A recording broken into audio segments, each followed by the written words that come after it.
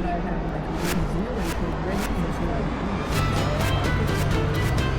zero Welcome to Media Path. I'm Fritz Coleman. And I am Louise Palanker. You know, we've been off for a couple of weeks. In show business, we call that a hiatus.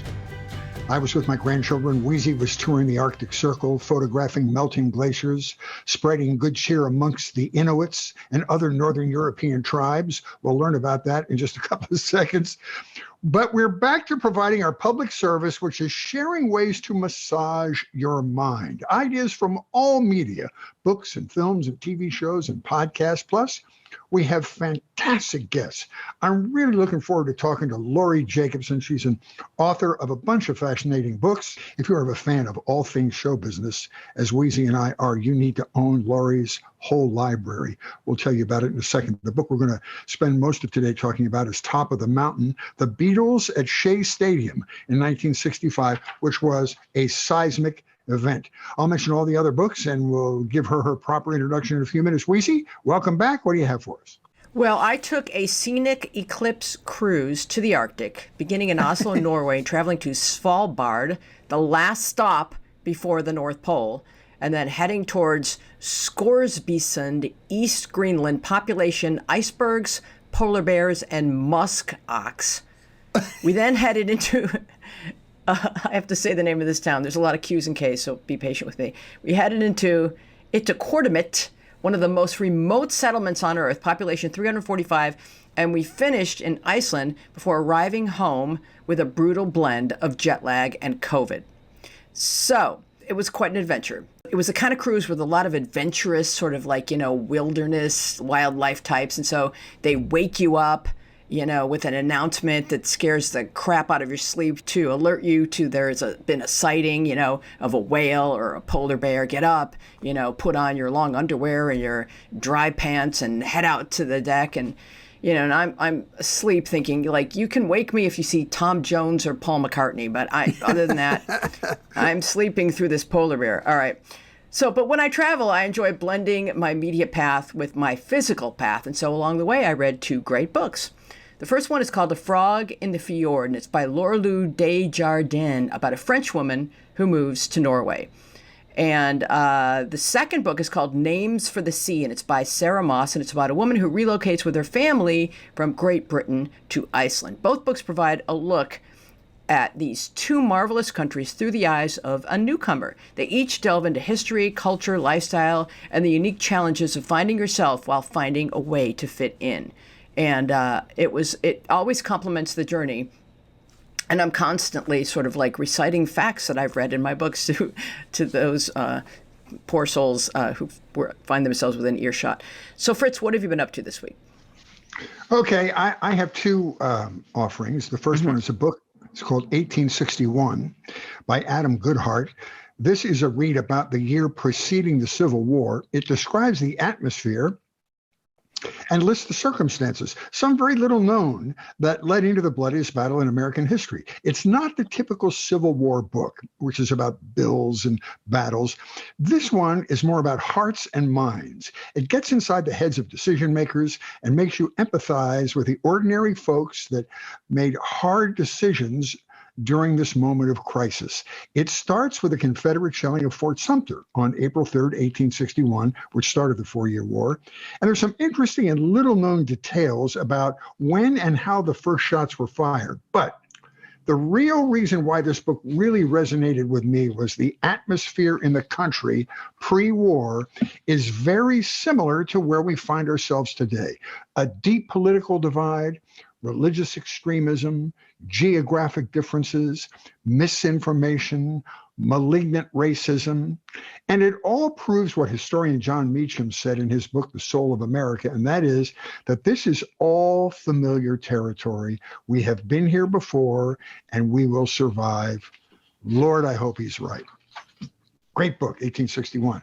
The second offering, Weezy, is a documentary film called Rumble on Netflix. This is a documentary about the influence of Native Americans on American music over the last century. It was a PBS special in 2019, and now it streams on Netflix. It shows that every aspect of American music, blues and country and jazz and rock and roll, all have a Native American imprint on them.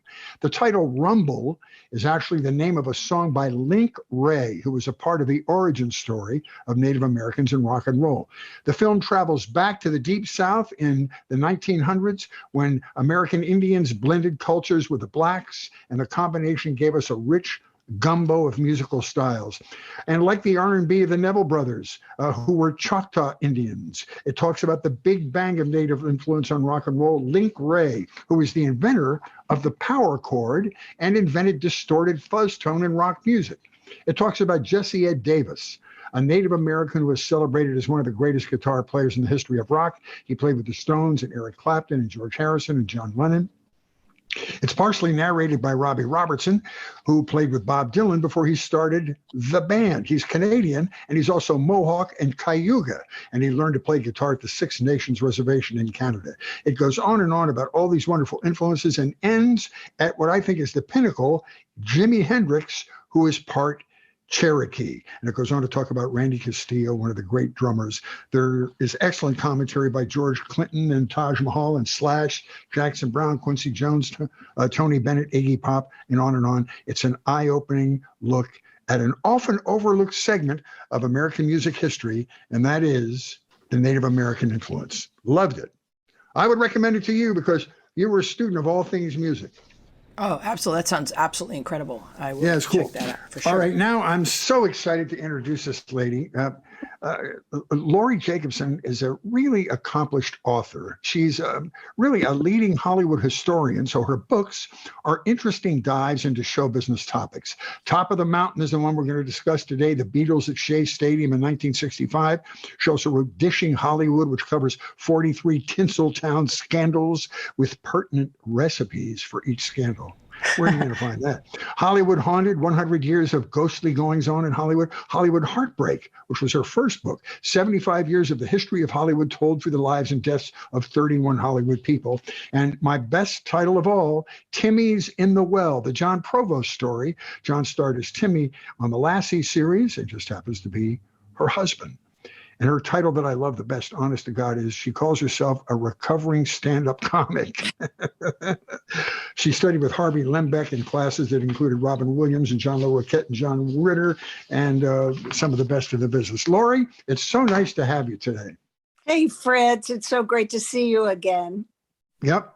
And Top of the Mountain, your title came from a comment John Lennon made about performing at Shea Stadium. Talk about that. Yes, years after the concert, he was out one evening with Sid Bernstein, who was the concert promoter, and they were reminiscing about that incredible night. And John took a deep breath and said, "It was so amazing. I saw the top of the mountain that night." It truly was the absolute peak of Beatlemania. By the following year, everything had changed, including the Beatles. They had changed so much. They just never stopped evolving. Mm-hmm. But that was the pinnacle for them. Now, I want to hear more about your decision to write this book. I have this book here. This is a wonderful book. I just absolutely adored it. You place really the event fun.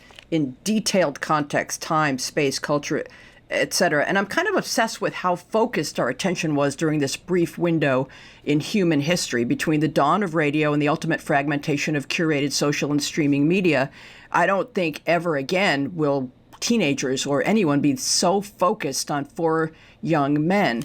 And you really captured it and boiled it down to that one evening. Talk about your inspiration to write this book for us. I met a very close friend of the late Sid Bernstein's, and Sid had told this friend over and over again all of the details of the concept and how he got it through a desperate situation and how it blossomed. And then I began searching for people who were witnesses to the event or who participated in some way. And that's when the whole thing really exploded. I was just amazed at what I found. Yeah, you've mentioned Sid Bernstein a couple of times, and we should say who he was. He was this forward-thinking guy. He was the first person ever to do a rock concert in Carnegie Hall, and he was the first person ever to do a concert which turned out to be the first time it had ever been done in a stadium, right? With the Yes. Beatles. Yes, Sid was a great New York concert promoter. He promoted concerts for people like Tony Bennett, Judy Garland, and he always took classes. He loved to stay fresh and educated. And he was taking a class which directed him to read papers from foreign lands. He could only read the English newspapers, so he started buying British papers, and he kept reading about this group called the Beatles, and the word pandemonium was constantly used to describe their appearances in Germany and in the UK. And he just had to get a hold of this group. He was absolutely entranced by the promo for them. So he figured out the number for their manager, Brian Epstein. Brian's mother answered the phone, and Sid was literally, "Can Brian come out to play? Is he home?" And he was the first person from America to call. Brian had been trying to get America's attention for the boys for quite some time, and he had no takers. And so Sid made arrangements to bring the Beatles to Carnegie Hall. Now, Carnegie Hall didn't know they were having a rock and roll concert. They didn't know from the Beatles, really, no one did. But of course, Sid was totally connected to radio personalities, and months before they came over, he made sure the Beatles were being introduced to New York. Then Ed Sullivan and his wife are traveling through the UK. They're in Heathrow, and they happen to be there when the Beatles are landing, and they see this screaming group of thousands of girls. And he says what's going on, finds out Sid Bernstein's bringing them to New York, and hops on Sid's coattails and says, "Can I have him on my show that weekend?" And Sid thought, well, hey, that'll guarantee me a sellout. And after that, the Beatles were always associated with Ed Sullivan, and Sid was very modest, and he was happy for that to happen. Tell the story while we're on Sid of how he went about cultivating hype. He was not really permitted to promote the Shea Stadium idea, but he had to get the word out. And I think even he was amazed at the word of mouth social media that was the communications systems between teenagers, and how quickly things spread and how quickly he was able to let everyone know what was about to take place and how they could access the event. I think this story is absolutely brilliant.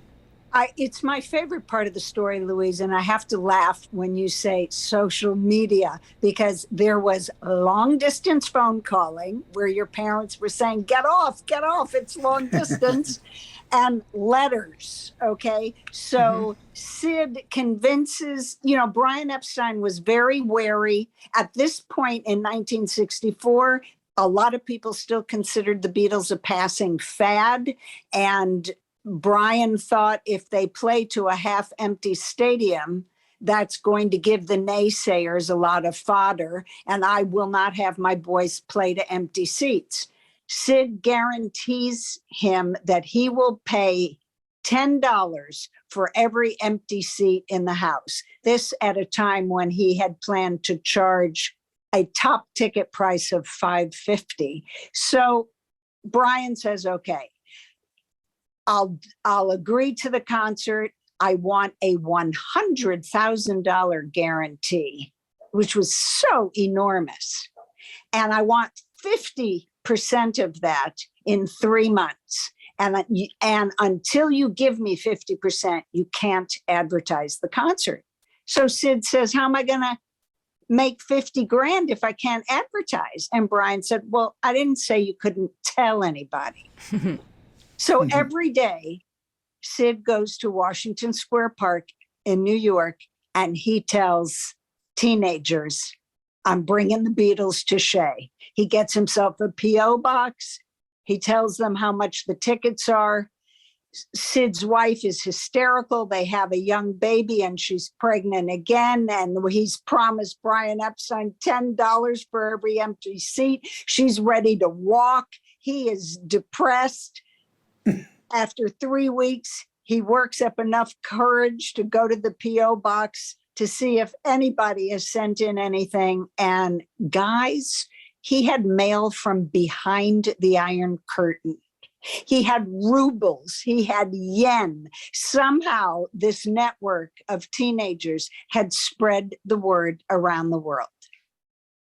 He had like $300,000 waiting for him in bags at the mailbox when he got there. And he made good on all of them. He wrote back and he sent everyone their tickets. And then when he saw Brian, he was able to say, here's the check paid in full, correct? Correct. And, there was no such thing as Ticketmaster or a processing center. Sid called one of the girls that babysat for him. She was in nursing school. And he said, do you have 6 or 7 friends who want to come over and go through all these envelopes with me? Everybody wanted to go to Sid's house because maybe Mick Jagger would call or one of the Beatles, and they wanted to answer the phone. So yeah, they signed on and they each had their little job and they processed thousands and thousands of letters that way. Laurie, I think it's really important that we put the Beatles into a historical context and see what the atmosphere was when they came to America. First of all, you had the Kennedy assassination, you had the civil rights struggle, you had the beginning of ground troops in Vietnam.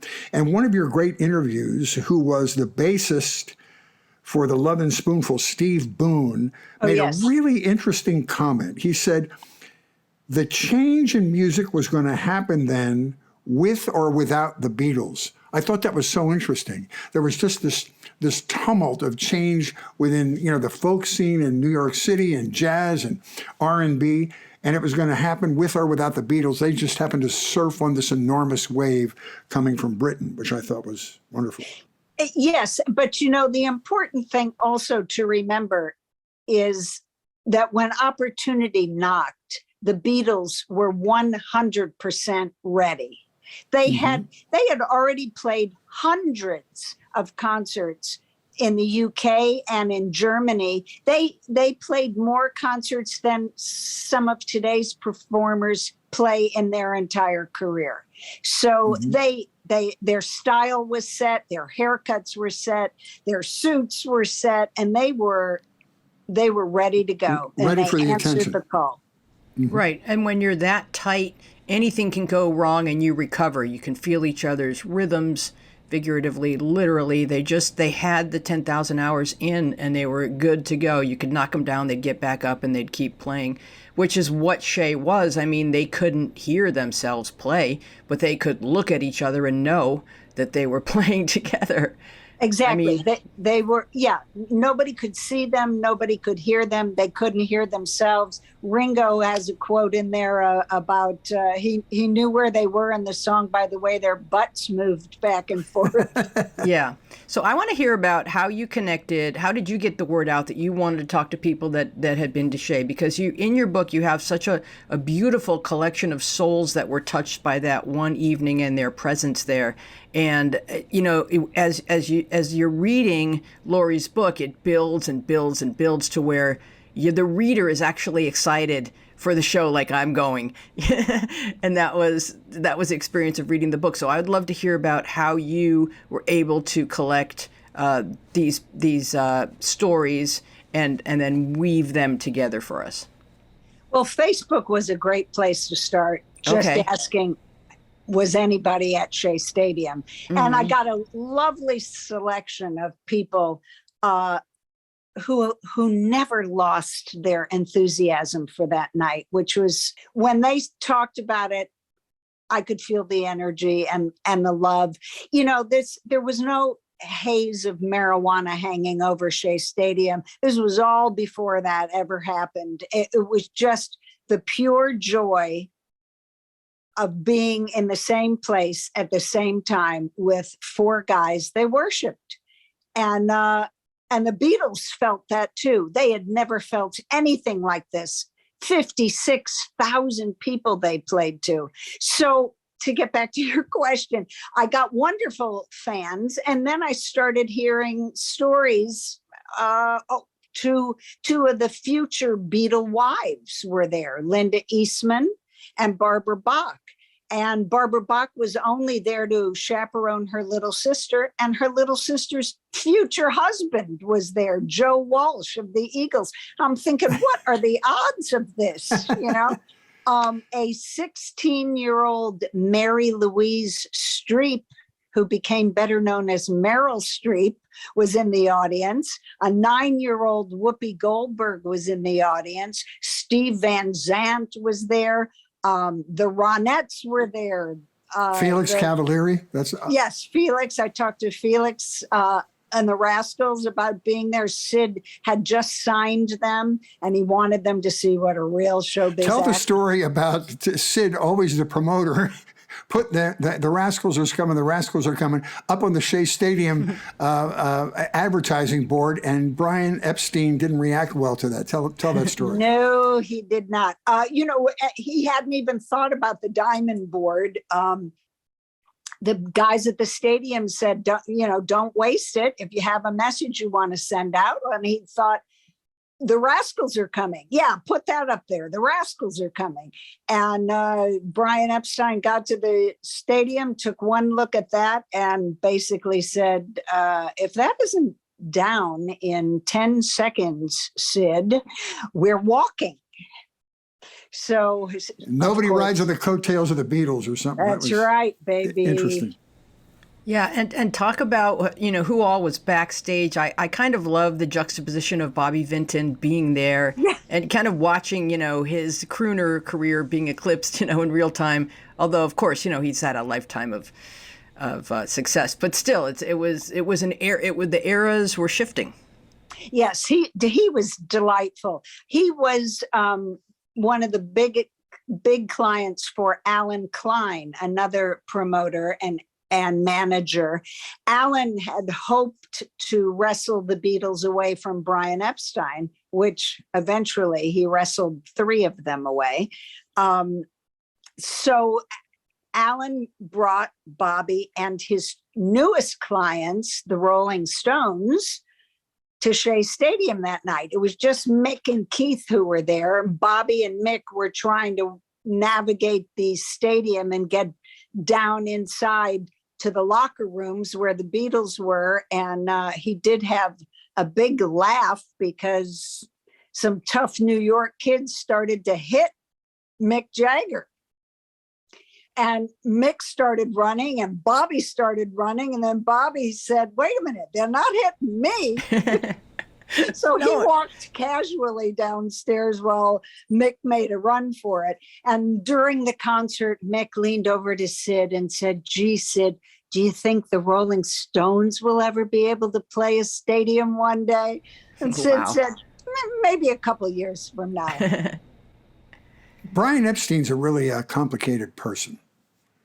And yes. Of course, was the Beatles manager and owned a record store in London. And talk about him a little bit.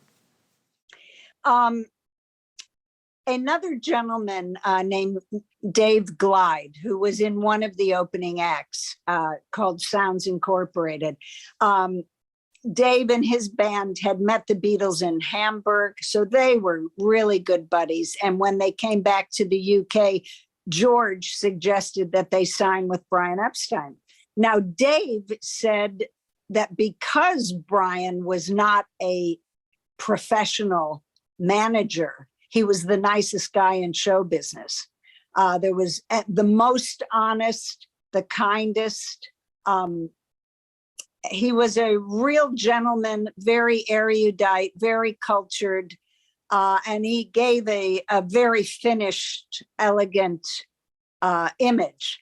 But he had a really dark side. And that was one of the big surprises for me in doing the research for the book.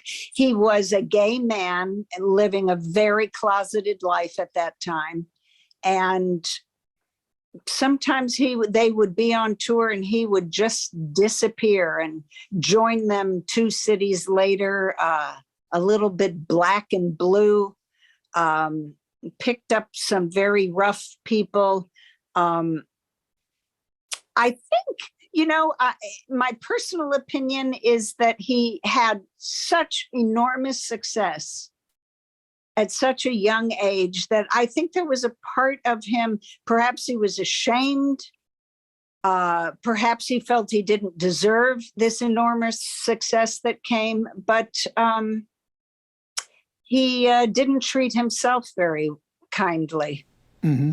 Right. Took a lot of pills, drank a lot, gambled a lot, gambled away much of the money that he made. If he won, he often walked away and left it on the table. And I don't think the Beatles were even aware of how dark that dark side was. Can you talk about the? Go ahead, Fritzy. I'm sorry. I just wanted to say that you were talking about Ed Sullivan sort of taking advantage of the situation earlier. Brian and Ed Sullivan struck a deal to film the Shea Stadium concert, right? So they sort of split the gate on that. Yeah, they went right over Sid and made the deal between themselves. And I thought that was really lousy. And Sid was not the kind of guy to make waves. I think he just thought of himself as a straight promoter when he clearly could have had producer credit on that film. He didn't even introduce the Beatles that night. He let Ed carry that ball and get all the screams. So that was Sid. That was Sid to a fault, I think. Here the Beatles made $160,000 that night, and Sid took home about $3,000.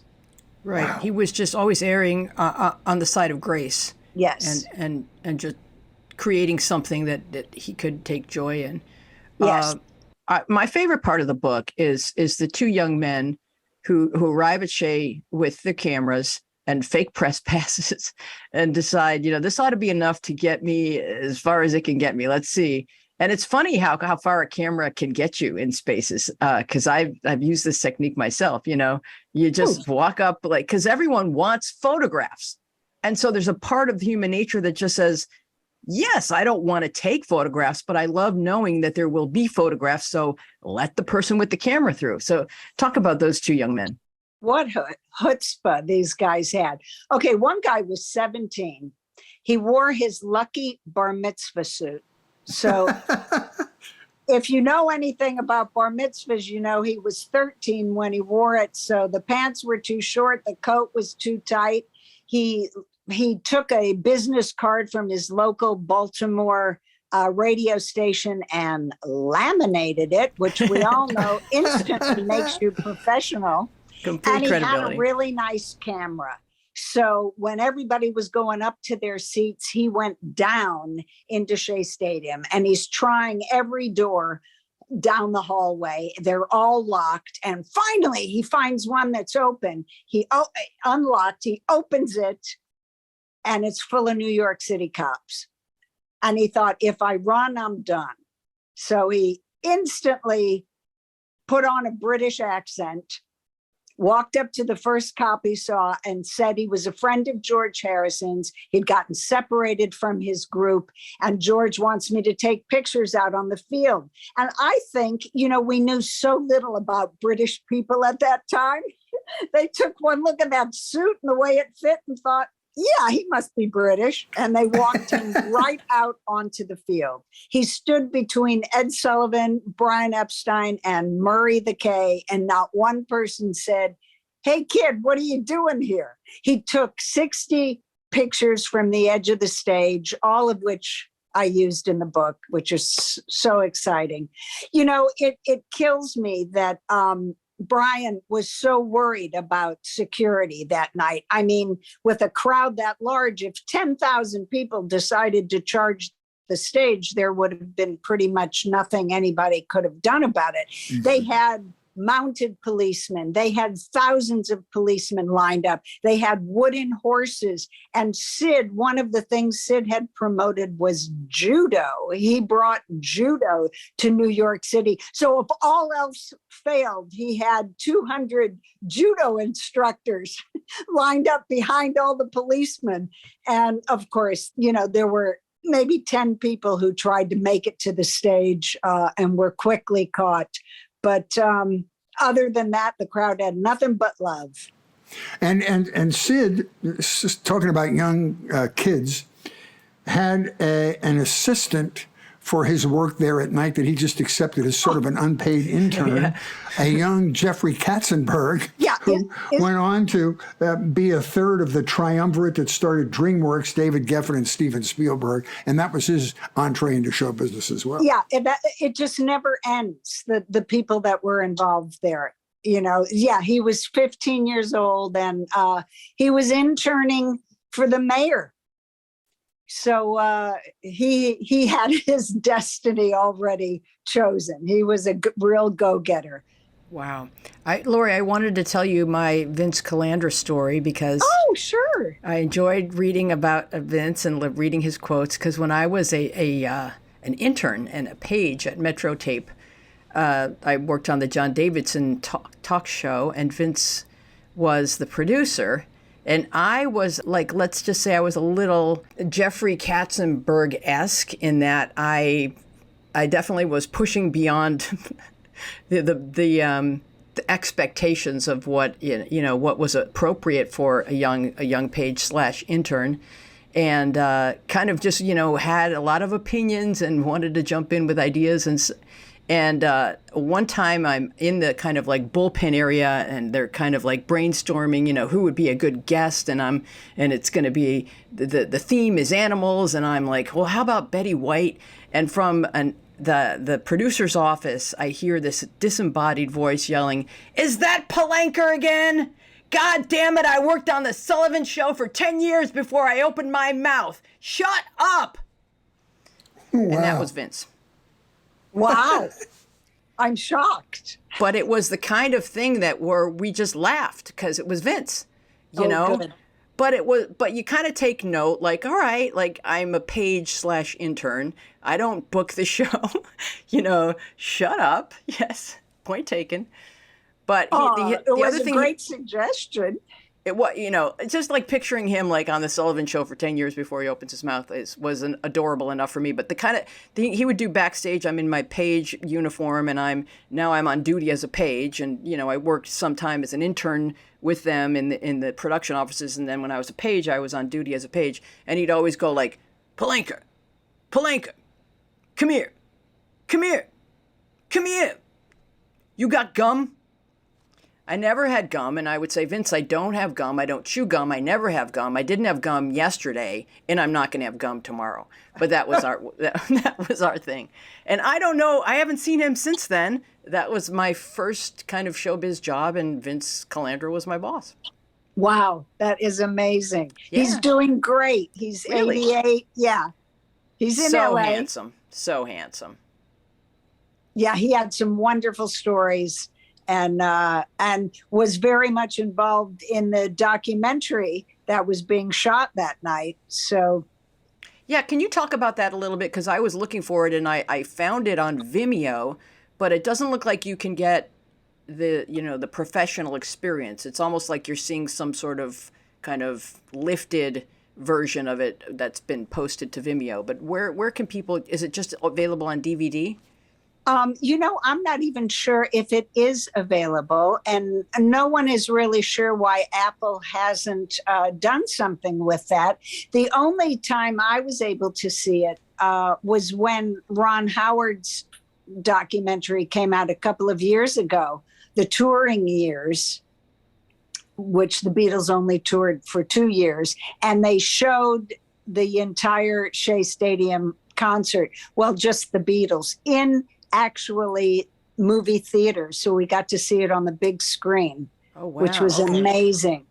The Beatles only played for 27 minutes. for their $160,000. Yeah, and now talk about some of the other acts that were on the bill and what their experiences were like and how fans were responding and reacting to their presence on the stage. Well, as far as the fans were concerned, they could not wait for the opening acts to get off stage. They were all one big Vince Calandra. Get out of here. The year before, the Righteous Brothers had been hired as opening acts, and they thought, this is amazing. We're opening for the Beatles. It's going to be amazing for our careers. And they did 3 shows, throughout which, when they performed, everyone yelled, "Where are the Beatles? We want the Beatles." So they quit. And after that, the Beatles hired Sounds Inc. always, because they were good buddies. And, Brian loved to put people that he managed on stage as well. So that was Sounds Inc.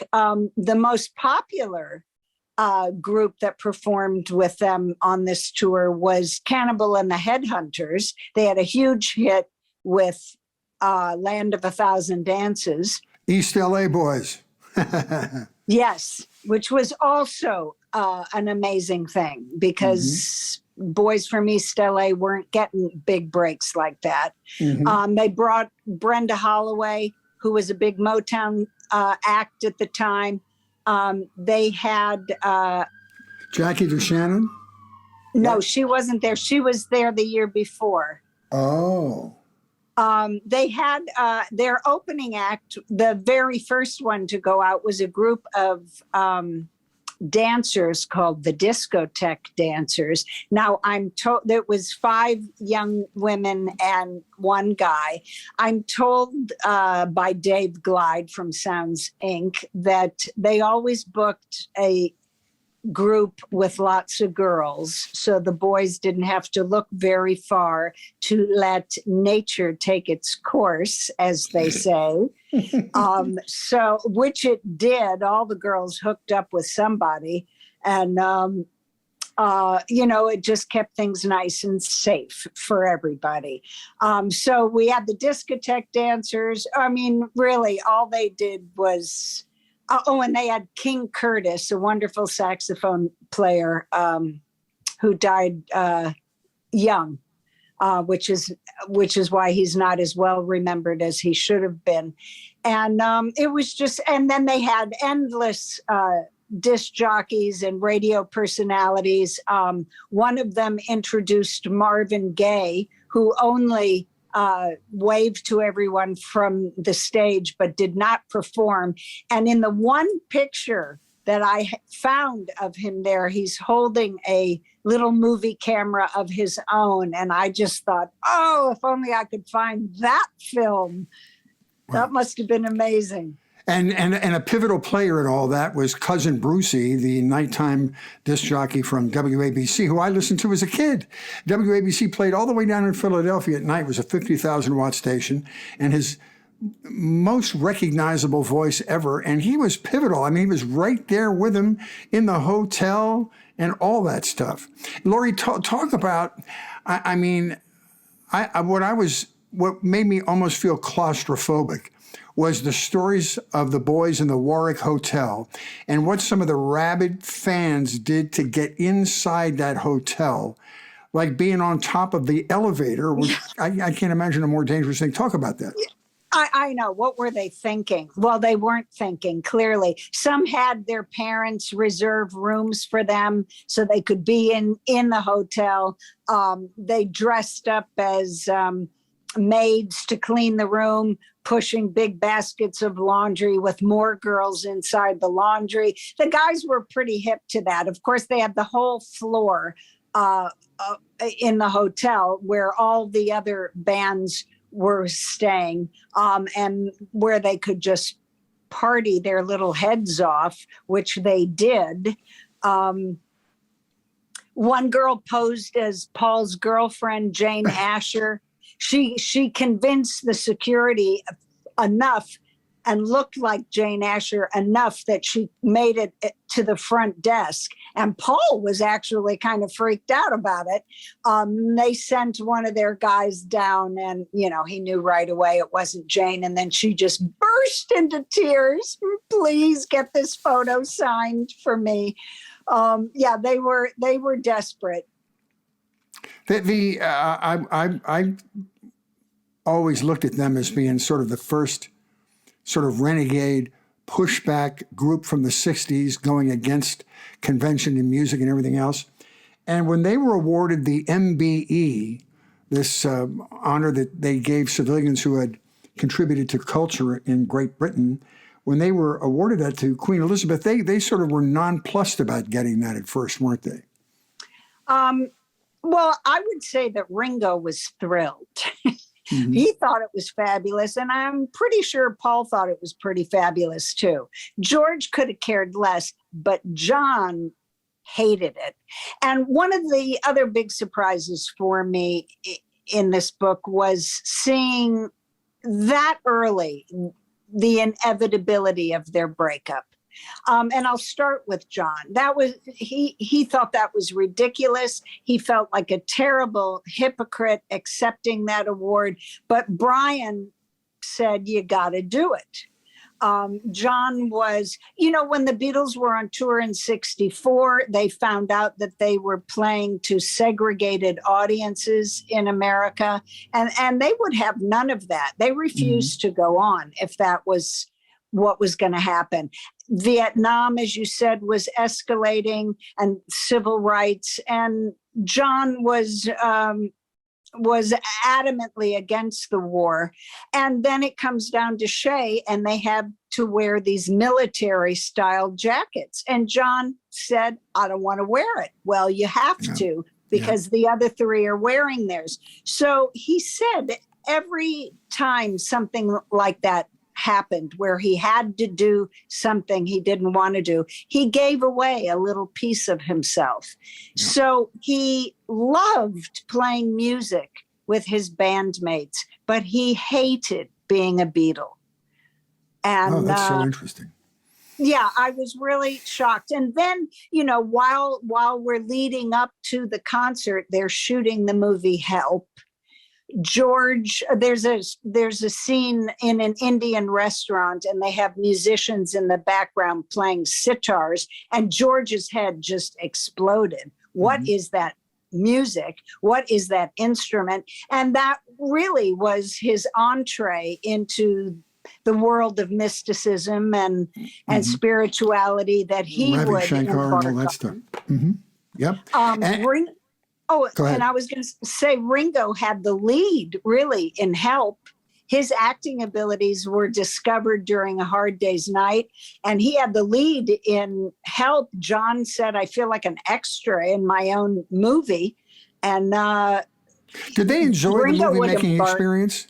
Or was it just they understood the promotional value of it, and it was just kind of an irritant to them? Did they enjoy that experience?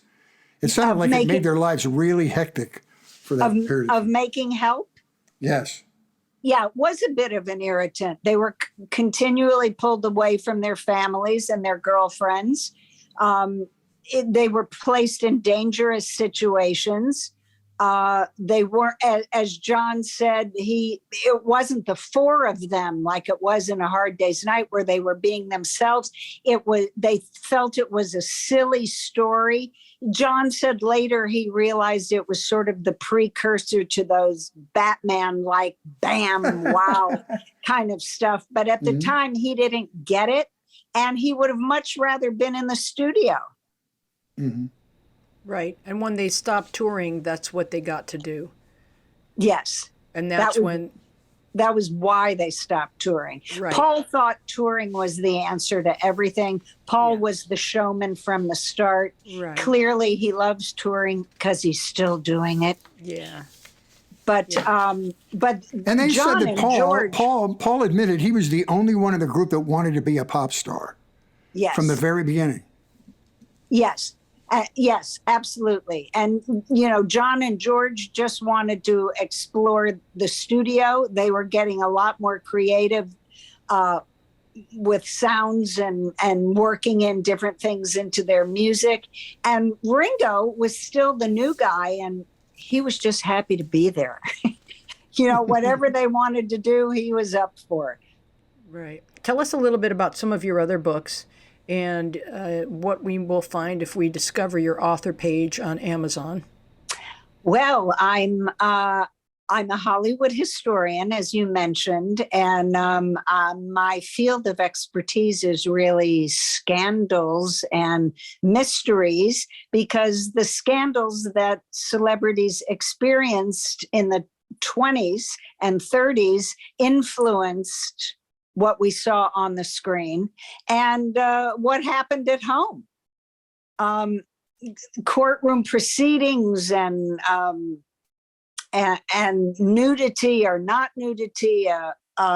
Mary Astor's diary was exposed, and you find out she's sleeping around. Then you find out her husband is sleeping around. And this is in the Depression, when all most people had was sex. So what ruined, so a sex scandal in the 20s that ruined Clara Bow only helped cement Mary Astor's career. So I found all that so interesting. And of course it influenced, as I said, what we saw, what the box office was, what happened in the bedroom. It influenced everything.